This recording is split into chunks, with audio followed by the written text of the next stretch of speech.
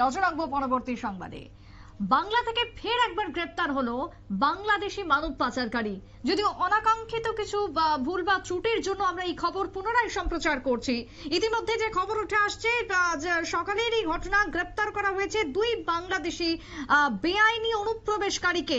সীমান্ত সুরক্ষা নিয়ে একাধিকবার প্রশ্ন উঠে আসছে যে বারবার কেন এই বাংলাদেশি অনুপ্রবেশকারী, কিভাবে তারা ঢুকছে। তার মধ্যে এই যে টাউটরা রয়েছে তাদের মধ্যে একজনকে ফের একবার গ্রেপ্তার করা হয়েছে। কিন্তু তারপরেও শুধু ত্রিপুরা নয়, তার সাথে বাংলা সমস্ত জায়গায় যেখানে সীমান্ত রয়েছে প্রত্যেকটা জায়গাতেই একই রকমের এই অনুপ্রবেশের ঘটনা বর্তমানে চিন্তার কারণ হয়ে দাঁড়াচ্ছে। টেলিফোন লাইনে রয়েছেন সাংবাদিক অঞ্জন শুকুল। অঞ্জন দা, এই মুহূর্তে দাঁড়িয়ে বাংলাদেশের এই যে মানব পাচারকারীকে বাংলার পুলিশ গ্রেপ্তার করেছে, যে খবর উঠে আসছে, তাতে করে সীমান্ত সুরক্ষা আরো একবার প্রশ্নের মুখে। কি বলবে এই ঘটনাকে ঘিরে? দেখো, আবারও পুলিশের জালে গ্রেপ্তার 3 বাংলাদেশি অনুপ্রবেশকারী। সূত্রের খবর, নদিয়ার হাঁসখালি থানার পুলিশ গোপন সূত্রের খবর পেয়ে হাঁসখালি থানায় একটি বিশেষ অভিযান চালায়। সেখান থেকে দীর্ঘদিন থেকে ঘাটাঘাট দেওয়া 3 অনুপ্রবেশকারীকে গ্রেপ্তার করেছে হাঁসখালি থানার পুলিশ। আমরা যেটা জানতে পেরেছি, এর সাথে ভারতীয় দালাল চক্রের মধ্য দিয়ে বাংলাদেশিরা গা ঢাকা দিয়েছিল এই হাঁসখালিকে। অনুপ্রবেশকারীদের জিজ্ঞাসাবাদে ভারতীয় দালাল চক্রের সাথে জড়িত থাকা ফরিদপুর মন্ডল নামে এক ব্যক্তিকে গ্রেপ্তার করে পুলিশ।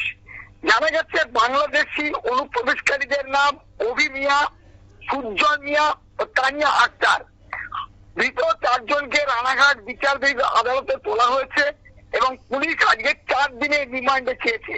তবে 3 বাংলাদেশি অনুপ্রবেশকারী কিভাবে ভারতে প্রবেশ করেছিল এবং তাদের সাথে আরো বাংলাদেশি অনুপ্রবেশকারী আছে কিনা তা তদন্তের সাথে পুলিশ হেফাজতে নিয়ে আবেদন জানিয়েছে। উল্লেখযোগ্য, গত কয়েক মাস ধরে প্রায় প্রতিদিনই বাংলাদেশি অনুপ্রবেশকারী গ্রেপ্তার করছে রানাঘাট জেলার পুলিশ। পাশাপাশি গ্রেপ্তার করা হচ্ছে ভারতীয় দালাল চক্রের সাথে জড়িত থাকা মূল পান্ডাদের। এক প্রকার বলা যেতেই পারে, ভারত বাংলাদেশ সীমান্তের কাঁটাতার পেরিয়ে নদিয়া জেলার বিভিন্ন প্রান্তে অনুপ্রবেশকারীরা প্রবেশ করলেও পুলিশের চোখে ধুলো দিয়ে বেশি দিন গা ঢাকা দিয়ে থাকতে পারছে না, যার কারণে প্রতিদিন কিন্তু এইভাবে গ্রেপ্তার হচ্ছে। তবে আরেকটা কথা বলে রাখি, গতকালকেও এরকম একটা খবর হয়েছে যে বাংলাদেশ থেকে এসেছে, ধরা পড়েছে এই হাঁসখালি থানার পুলিশের হাতে। অথচ এদেশে কিন্তু নাগরিকত্ব পেয়েছে প্রায় 2 বছর আগে। বলা যেতেই পারে বাংলাদেশ থেকে আসার অনেক আগে এই দালাল চক্রের মাধ্যমে তারা কিন্তু আধার কার্ড বা ভোটার কার্ডে নাম তুলে ফেলেছে। এই জন্যই কিন্তু পুলিশও কিন্তু গ্রেপ্তার করতে গিয়ে অসুবিধার মধ্যে পড়ছে। সেই জায়গায় দাঁড়িয়ে প্রত্যেকটা জায়গায় সীমান্ত নিয়ে একটা প্রশ্ন, বিএসএফ এর এই ক্ষেত্রে যে ভূমিকা, সেটা কিভাবে দেখছো? দেখো, বিএসএফ আছে, বিএসএফ পাহাড় দিচ্ছে। আর এই যে শীতকালে কুয়াশার রাত, এই জায়গাটাই কিন্তু কাজে লাগাচ্ছে। আর তোমাকে আরেকটা কথা বলে রাখি, মারাত্মক অভিযোগ যেটা আমরা জানতে পেরেছি, বাংলাদেশের যে সংখ্যা গুরু তারাই কিন্তু প্রবেশ করছে কিন্তু ভারতে। তাহলে তাদেরকে আমরা জিজ্ঞাসা করেছিলাম তারা কি কারণে এখানে এসেছে, কাজের সন্ধানে না অন্য কিছু, তারা কিন্তু কিচ্ছু বলতে যাচ্ছে না। তবে আমরা যেটা গোপন সূত্রে খবর পাচ্ছি, বাংলাদেশের জামাতুলের সদস্যরা এদের কিন্তু ভারতে প্রবেশ করাচ্ছে। আর এদের দিয়ে কিন্তু বিভিন্ন জায়গায় সন্ত্রাসের জাল সৃষ্টি করার কিন্তু প্ল্যান রয়েছে, যার জন্য কিন্তু বাংলাদেশের সংখ্যাগুরুদেরকে রাতের অন্ধকারে যেখানে তার কাটা নেই সেইখান থেকে কিন্তু প্রবেশ করাচ্ছে প্রতিদিনই।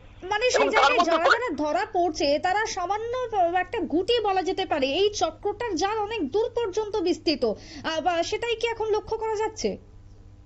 অবশ্যই। দেখো, আমরা কিন্তু গত পরশুদিনকেও কিন্তু আমরা খবর করেছিলাম নিউজ ব্যাঙ্গারে। এটা সবচেয়ে মারাত্মক, জ্যাঠাকে বাবা পাঠিয়ে বাংলাদেশে যাদের জন্ম বাংলাদেশে তারা কিন্তু এদেশে সেই হাঁসখালি এলাকায় বসবাস করছে এবং এখানে জমি বিক্রি করছে করে আবার বিনা বাধায় কিন্তু বাংলাদেশে চলে যাচ্ছে। এবার বলা যেতেই পারে ওই যে আসছে তারা যাতায়াত করছে, এরা যে শুধু হিন্দু বলে তাদের মন জুগাল হবে না, তারা যে আগত সন্ত্রাসবাদীদের যে আঁকড়া তৈরি করছে কিনা এটাও কিন্তু ভাবাচ্ছে।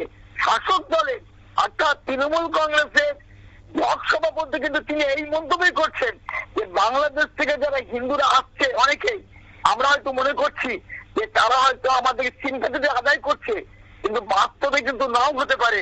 কারণ তারাও কিন্তু এইভাবে বাংলাদেশের অনুপ্রবেশকারীদেরকে নিয়েছে এই দেশে কিন্তু সন্ত্রাস সৃষ্টি করার কিন্তু পরিকল্পনা করছে এবং তথ্য আদান প্রদান করছে। এটা মারাত্মক অভিযোগ। বেশ, ধন্যবাদ তোমায় অঞ্জন দা। অর্থাৎ এই মুহূর্তে দাঁড়িয়ে যে অনুপ্রবেশকারীরা রয়েছে তারা তাদের মধ্যে অধিকাংশই সেটা হচ্ছে তারা সংখ্যাগুরু বাংলাদেশের, অর্থাৎ বাংলাদেশে যারা সংখ্যাগুরু তারাই ভারতে প্রবেশ করার প্রবণতা তাদের মধ্যে সব থেকে বেশি। এবং সেই জায়গায় দাঁড়িয়ে তারা কি কারণে প্রবেশ করছে, কোথায় যাওয়ার উদ্দেশ্যে প্রবেশ করছে, যদিও তারা সঠিকভাবে কিছু জানাচ্ছে না। এবং সেখানেই সন্দেহ ভারতের গোয়েন্দা বিভাগের যে জামাতুলের সদস্য তারা, এবং তাদেরকে দিয়েই ভারতবর্ষের মধ্যে সন্ত্রাসী কাজকর্ম চালিয়ে যাওয়া যায় সেই উদ্দেশ্যকে সামনে রেখেই পাঠানো হচ্ছে এই সমস্ত অনুপ্রবেশকারীকে। যদিও বাংলা থেকে ধরা পড়েছে তিনজন অনুপ্রবেশকারী, কিন্তু ত্রিপুরা থেকেও প্রত্যেকটা দিন অনুপ্রবেশকারী ধরা পড়ছে এবং তাতেই ভারতবর্ষের নিরাপত্তা, ভারতবর্ষের আভ্যন্তরীণ যে জঙ্গি ক্রিয়াকলাপ বাংলাদেশিরা এই মুহূর্তে চালানোর চেষ্টা করছে সেটা নিয়ে এখন যথেষ্ট সজাগ এবং সতর্ক রয়েছে ভারতীয় গোয়েন্দা বিভাগ এবং পুলিশ। ছোট্ট বিরতির পর ফিরছি, সঙ্গে থাকুন।